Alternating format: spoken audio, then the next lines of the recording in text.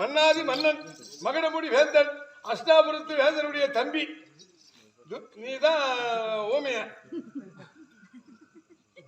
என்ன விட துரியோன ஒரு நாள் பெரிய ஆளு பெரிய ஆளு தான் சின்ன ஆளு ஆனா இப்படி பண்ணிட்டு யாருலா பண்ணு ஏய் விக்கெட்லையா உன் மனதிலே இருந்த எண்ணங்கள் உன்னை கெடுத்ததை தவிர மற்றவங்க சொல்லி கொடுத்து உன்னை கெடுக்கல. நான் சொன்னா நீ அதை ஏத்துக்க கூடாது. நல்ல மனசுக்கிறவன் என்ன பண்ணுவான், சரி அப்படித்தானப்பா நான் பாத்துக்கிறேன் போன்ட்டு அனுப்பி விட்டு அவனுடைய மூளையை யூஸ் பண்ணி தான் அந்த வேலையை செய்வான். நான் சொன்ன உடனே நீ இந்த வேலையை செஞ்சினா சுடுகாடு சாம்பல் தான் போ. அப்படிதான் விட்டுக்கிறேன். அப்படிதான் கையில அப்படி அப்படி யோகா இவன் பெரிய புடிங்க பீமன் தடாயத்தை எடுத்து வந்து தொட்டார் நடிச்சான். இப்ப படார்னு சூத்மலை அடிச்சு உட்கார வச்சிட்டாங்களா. அதுக்குதான் ரொம்ப ஆடக்கூடாதுன்றது. யாரா இருந்தாலும் அதிகமா ஆடணும்லாம் கடைசியில் ஆப் ஆயிடுவோம். ஒழுங்கா தெரிஞ்சு நடந்ததவா காடாவளி. மகாராஜா மகாராஜா இந்த பக்கம் திரும்பி உட்காருக்கும். எவ்வளவு பெரிய மனுஷன் ஜாக்கெட் போட்ட மாதிரி ஒரு சட்டை போட்டுக்கிறாங்க. கேளுங்கள் சபையார்களே, ஒரு மாமன்னன் ஒரு மாவீரன் 18 நாள் யுத்தத்திலே சண்டை செய்து எதிரிகளை மடித்த ஒரு வீரன் இந்த பீமன். ஐவரிலே தர்மனுக்கு இளையோனாக பிறந்து அண்ணன் தம்பிகளுக்காகவே சண்டை செய்து இந்த பாரத போரையை முடித்த இந்த பாரத வீரன் இவனே ஒரு பெண்ணிடத்திலே மாட்டிக்கொண்டான். அப்படி என்று சொன்னா சாதாரணமா இல்ல. அந்த பெண்களாக இருந்தால் மட்டுமே நேருக்கு நேரா போய் பேசி இல்ல புடிச்சு இழுத்து விட்டா கூட ஓடி போயிட்டு இருப்பாங்க.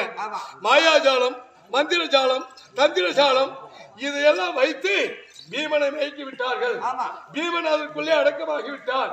இப்படிப்பட்ட ஒரு மன்னன் 18 நாள் யுத்த போர்களிலே ஒரு துளி ரத்தமும் பூமியிலே சிந்தாதவன் இன்று இந்த பெண்களால் அடித்து துன்பப்பட்டு ஈர கசதியிலே அடைப்பட்டு கல்கிடங்கிலே போட்டு கதண்டு என்று சொல்லக்கூடிய குழவிகளையே வீட்டிருக்கிறார்கள். அது ஒரு பக்கம் நுழைஞ்சு ஒரு பக்கம் வந்துடும். புதினமானது ஆறாக ஓடுது. இப்படிப்பட்ட நிலைமை இவருக்கு வந்ததை போல வேற யாருக்கும் வரக்கூடாது. அதனால இப்ப இரவெல்லாம் பார்த்துருந்த நீங்க பேசும்போது நான் பேசாதான் பேசினா இவனை நம்பி நானும் பேசினேன். காட்டுல தூக்கி விட்டு அடிச்சுட்டு வராளுக்கும். அதனால் இவனுடைய நிலைமையை பார்த்து ஒரு பரிதாபத்தை பார்த்து உங்கள் கையில் உண்டான காணிக்கைகள் அதில் போட்டு இதுக்கு மேல அகம் என்பது வேண்டாம். யாராக இருந்தாலும் சரி, ஆணாக இருந்தாலும் பெண்ணாக இருந்தாலும் அகம் என்பது வேண்டாம். எல்லோரும் அமைதியாக இருந்தாலே நாடு சுபிட்சமாக இருக்கும். இது மாதிரி கோபப்பட்டு எங்கேயுமே பண்ணாதீங்க அப்படின்னு சொல்லி உங்க கையில உண்டான காணிக்கை அவன் கையில வச்சிருக்கிற அந்த அச்சா பாத்திரத்துல போடுங்க. பாவம் ஏதோ ஒண்ணு பண்ணி பொழைச்சிக்கிட்டோம். வாங்கினதுக்கு அங்கங்க ஒத்தனை கொடுத்தாலும் கொடுப்பான். முடிக்கிட்டா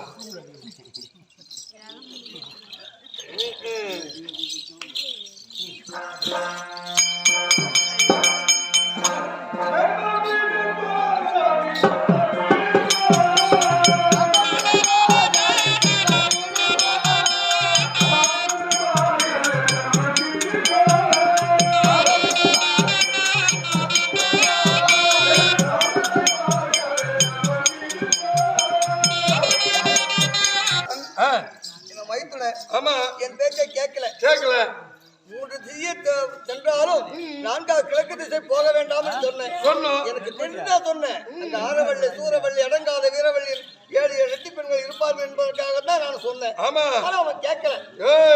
என் பேச்சை கேட்காம போயிட்டு அடிபட்டு ஒதுப்பட்டு இருக்கிறான்.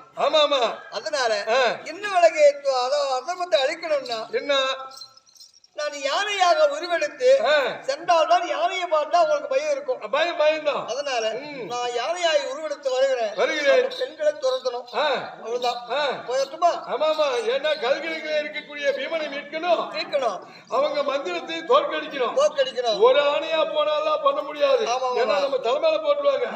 1000 ஆணையாக அவதாரம் கொண்டு இந்த நல்லூர் பட்டணத்தில் நுழைந்தால் ஆளுக்கு ஒரு பக்கம் எல்லாம் ஓடி போயிருப்பாங்க. அவனை ஈஸியா கூட்டு வந்துடலாம். ஆமா சரி பாருங்க.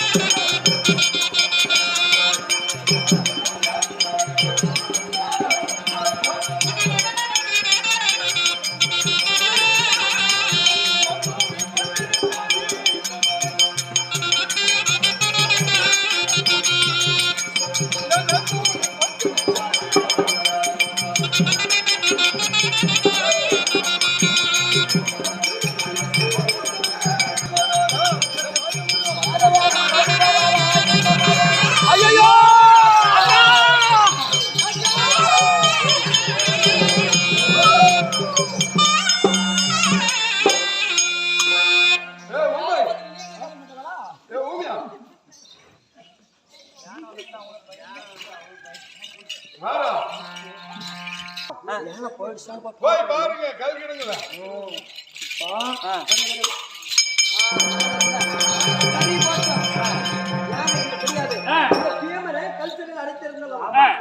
போய் செத்தானா படிச்சானு பாக்கணும். ஆமாமா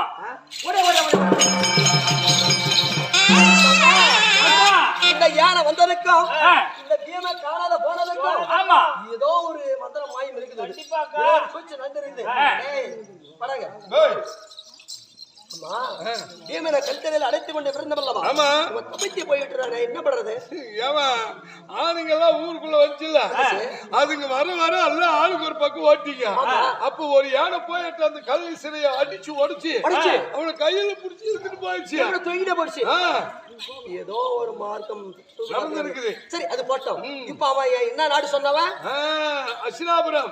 யார் தம்பிட்டு சொன்னா? தர்மனுடைய தம்பி. தர்மனுடைய தம்பிக்கு நிரம்பி எழுதணும். எழுதி எல்லாமே தர்மனுக்கு என்ன எழுத மாட்டான். உன் தம்பி தேவராக பட்டவன் நெல்லூர் பட்டவனை தேடி வந்தான்.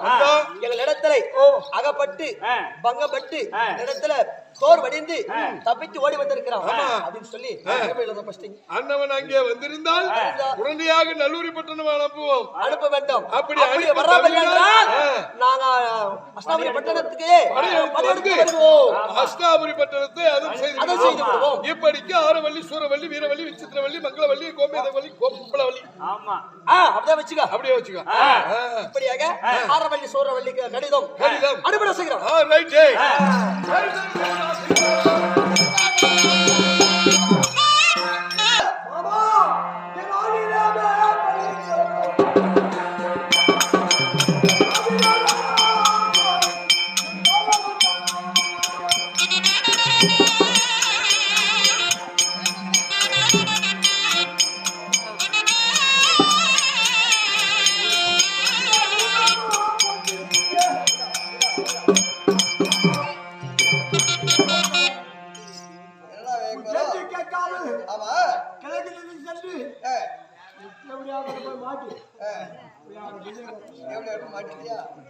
நான் சொல்ல என்ன சொல்லணும் தெரியுமா?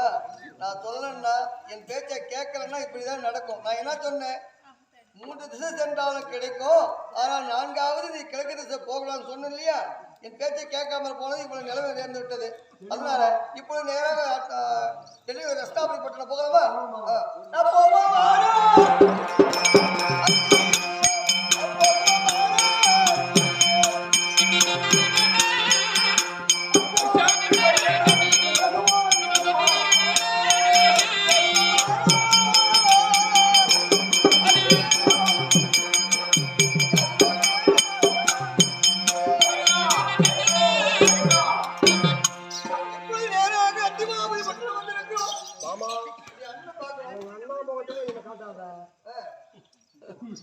ஏன்னா அந்த முகத்தை பார்த்தா பயந்துருவாங்க. மாமா இப்பொழுது இத்தனை நாட்களாக உன்னை பார்க்க வேண்டும், மாமனை பார்க்க நாங்க தேடி போறோம். ஆமா, என்ன பண்ணி தேடி வந்தது? என்ன சமாச்சாரம்? தேடி வந்தது உங்களுக்காக அத்திமாபுரி பட்டணத்தை 18 நாட்கள் பாரதம் முடிந்து கூட உங்களுடைய துயரங்கள் நான் கேட்க முடியவில்லை. இப்ப நேராக சென்று எனக்கு பூஜை செய்ய வேண்டும் கேட்டா பீமசேனை வந்து அனுப்பினாய். அனுப்புகின்ற பொழுது கிழக்கு திசை போக வேண்டாம் என்று தெரிவித்தேன். கிழக்கு திசை சென்று இங்க பாரு உங்களுடைய தம்பி போலத்தை எங்க தம்பி எடுத்து வந்திருக்கா மாமா. நேரான வேர்க்கிழக்கு நெல்லூர் பட்டணத்தை ஆண்டு வரக்கூடிய ஆரவள்ளி சூரவள்ளி வீரவள்ளி விசித்திரவள்ளி கோமேதவள்ளி என்று சொல்லக்கூடிய 7 ரெட்டி பெண்கள் நிருபம் எடுத்து வந்துச்சு. உனக்கு அதுக்கு முன்னே நிருபம் வந்துருச்சு. என்ன எழுதியிருக்காங்க தெரியுமா? இந்த டெல்லிக்கு செல்லக்கூடிய அஷ்டாபுரிக்கு எழுத கடிதம் என்னவென்றால், ஆரவள்ளி சூரவள்ளி வீரவள்ளி விசித்திரவள்ளி என்று சொல்லக்கூடிய 7 ரெட்டி பெண்கள் உன்னுடைய தம்பி என்று சொல்லக்கூடிய பீமசேனன் எங்களிடத்திலே போட்டி ஜெயிக்காமல் தோர்த்து கல்சரியில் வைத்திருக்கிறோம். வைத்தவுடனே தப்பித்து வந்து விட்டான். உன் தம்பியை கொண்டு எங்க ஒப்படைக்கவில்லை என்றால் நாங்க 7 ரெட்டி பெண்களும் படையெடுத்து வந்து என்னுடைய அஸ்தாபுரத்தை அழித்து விடுன்னு சொல்லி நிர்பந்தித்தாங்க. சரி, ஏன்னா அவங்க எழுதிய எழுத்து என்ன தெரியுமா? ஒரு சத்தியம் தவறாத சந்திரலோகத்தில் பிறந்தவர்கள், கோடிதாண்டாத குருகுலத்தில் பிறந்தவர்கள், நீங்கள் வாக்கு தவறாக சிறையில் அடைத்து விட்டவனே, அதாவது மீட்டு, அதாவது திருடனை போல் ஓடி வந்துட்டானே அப்படின்னு சொல்லி அவங்க எழுதியிருக்காங்க. ஆமா, டைம் ஆச்சு, நீ போனோம்ன்றியா? அதனால இப்பொழுது இதுக்கு என்ன வழி செய்யலாம்? இதுக்கு என்ன தெரியுமா? அந்த ஆரவள்ளி சூரவள்ளி அந்த எழுதின கடிதத்தை பார்த்தா எனக்கு அசிங்கமா இருக்குது. இதுக்கு என்ன வழி? இதற்கு என்ன தெரியுமா? இப்படி தம்பி என்று சொல்லக்கூடிய சகாதேவன் இருக்கிறானே. தம்பி சகாதேவா, அங்க என்ன பண்ற? ஜாதகம் எழுதிருக்கா? எதுக்குடா? யாருக்கு? ஆமா, மாட்டுக்கார மகன் ராஜிக்கு.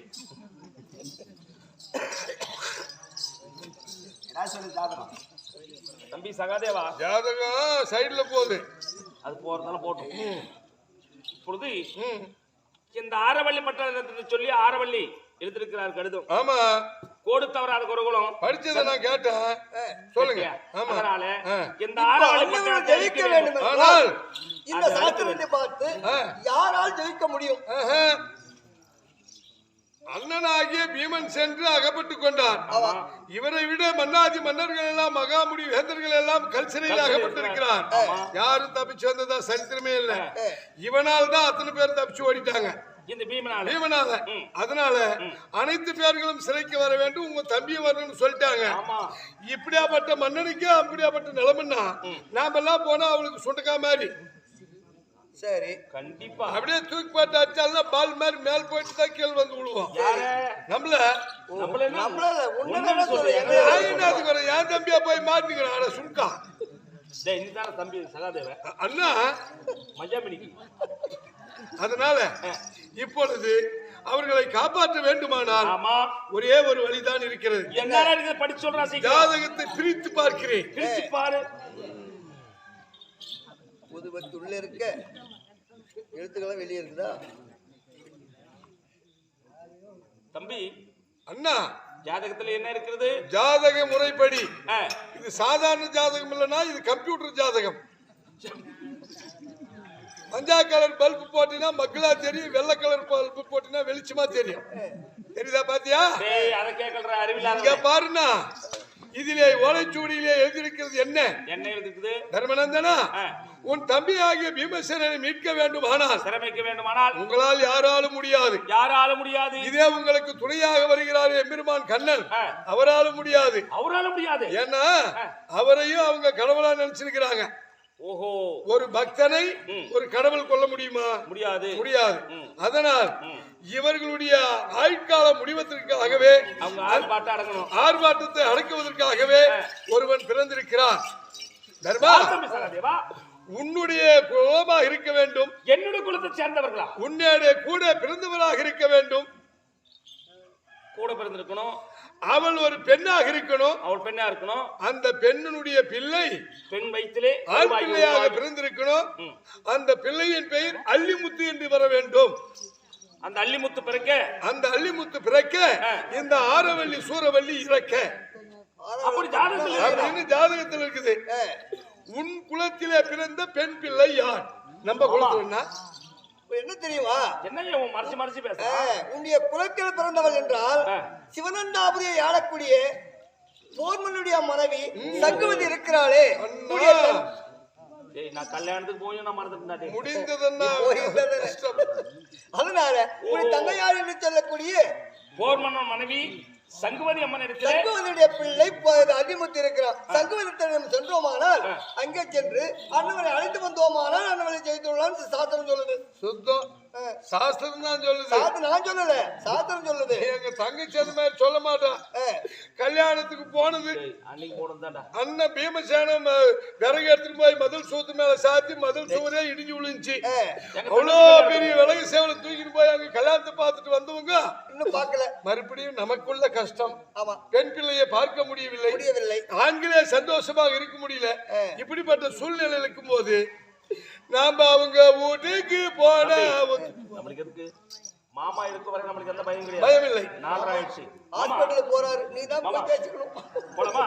போலாம். மாமனை பார்த்து கொண்டு தான் இருக்கிறேன்.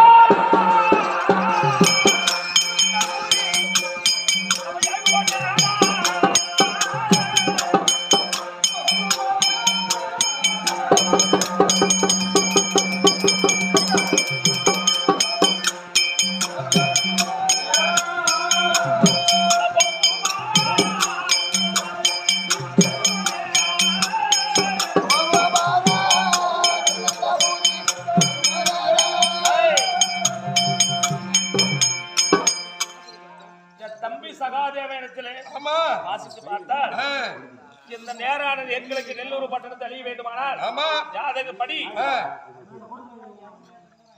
இந்த அள்ளிமுத்துத்துறை பிறக்க ஆரவள்ளி பட்டணம் அழிய அப்படின்னு ஜாதகத்துல இருக்குது. அப்படி தங்கச்சி வீடு வந்துக்கிறோம்.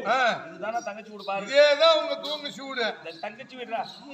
சங்குபதி அம்மன் இடத்துல சென்று உன்னுடைய அண்ணனாகிய பெரிய அண்ணன் தர்மபுத்திர மகாராஜன் வந்து சொல்லிட்டு வரேன். சங்குபதி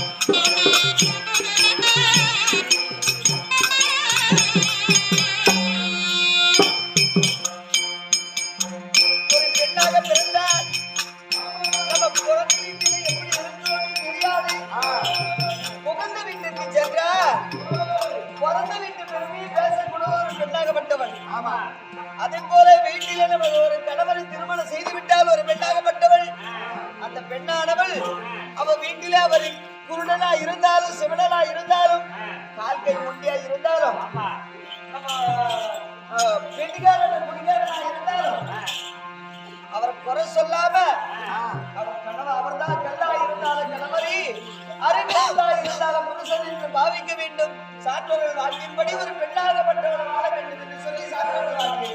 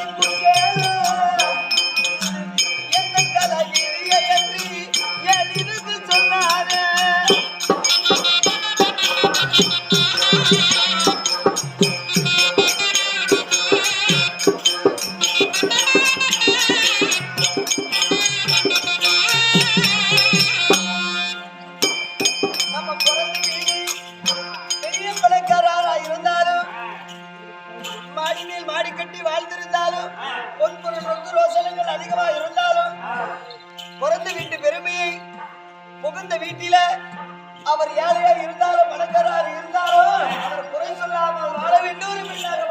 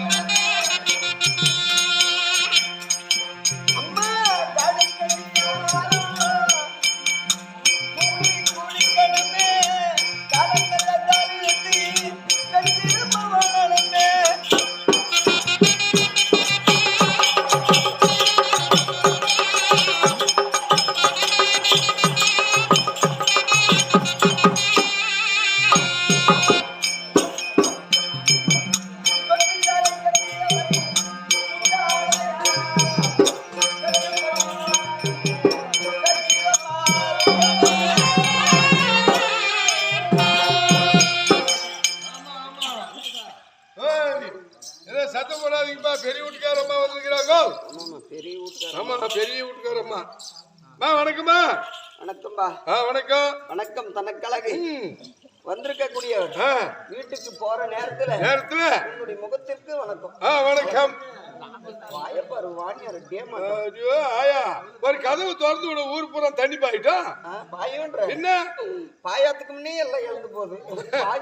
அதெல்லாம் அப்பப்ப அவங்க அவங்க வேலைக்கு கொஞ்சம் போயிட்டு வருவாங்க. பின்ன பின்ன அவங்கவுங்க வேலை செய்யலாம். என்ன நடக்கும்? அதேதான் நடக்கும். என்ன நடக்கும்? உப்பு ஆமா வரும். அந்தந்த வேலையை அந்தந்த நேரத்தில் செய்யணும். நேரத்திலே செய்யவில்லையா அதாவது அந்த நின்று விடும். ஆமா, விடியற் கால நேரத்தில் பால் கறக்க வேலை இருக்கு. ஆமா, பசுமாட்டினுடைய பால் கறக்க வேலை, சரி, பூவருக்கு வேலை, வீட்டில பள்ளிக்கு செல்லக்கூடிய பிள்ளைகளுக்கு சமையல் செய்யக்கூடிய செய்யற வேலை, அவரவர் வேலை அவரவருக்கு இருக்கு. அப்படி இருக்கிற நேரத்தில் கண்ணே நான் வந்திருக்கிறேனே, ஆமா, இந்த சபையை பார்த்தா எப்படி இருக்கிறது? அடக்கு வடக்குமா நல்லா பொறுப்பாக்குது. ஆமா, கொஞ்சமே அமர்ந்தாலும் கூச்சல் இல்லாம இந்த சுண்டக்காப்பட்டி நகரத்திலே ஆமா இப்படி அமர்ந்திருக்கிறார்களே, இந்த சபை எப்படி இருக்கிறது? எப்படி இருக்குது? அன்பின் சோலையிலே பண்பிலும் பூ பூத்து பசுப்பிலும் காய் காய்த்து அது பழமாக பழத்து அதை சுவைத்தால் எப்படி இருக்கும்? இனிமையாக இருக்கும். அதே காயை சாப்பிட்டால் கசப்பாக இருக்கும். அதனால் இந்த சபை பார்த்தா ரொம்ப இனிமையாக இருக்கிறது. ஆமா, இருந்தால் நான் வந்திருக்கிறேனே, நான் யாரு? எந்த நாட்டை சார்ந்தவர்? நான் யாரை திருமணம் செய்திருக்கிறேன்? என்னுடைய கணவர் யாரு? எனக்கு எத்தனை பிள்ளைகள்? இல்ல நான் எங்குதான் இருக்கிறேன்? என்னுடைய சொந்த பந்தங்கள் யாரு என்பது விளக்கம் தெரியுமா? சொல்மா. அப்படியா? சொல்றவா?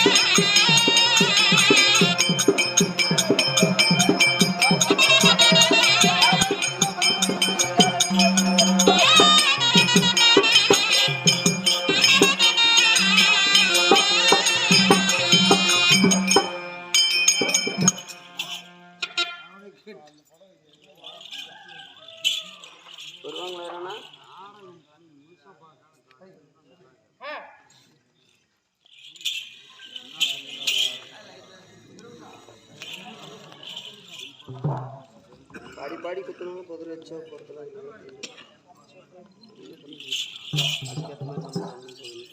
என்னம்மா சாயல் அடையாளையே சரசு சல்லாசரோபி என்னுடைய ஹீரோ சங்குவதி என்று சொல்லியிருக்கிறேன். நீங்க தான் அது சங்குவதியா இருந்தாலும் கண்ணே அம்மா என்னுடைய தந்தையார் யாரு? என்னுடைய தாயார் யாரு? யாரு? என்ன மாலையிட்டவர் யாரு? யாரு? நான் எப்படி பிறந்தேன் ஆமா என்பது விளக்கம் தெரியுமா?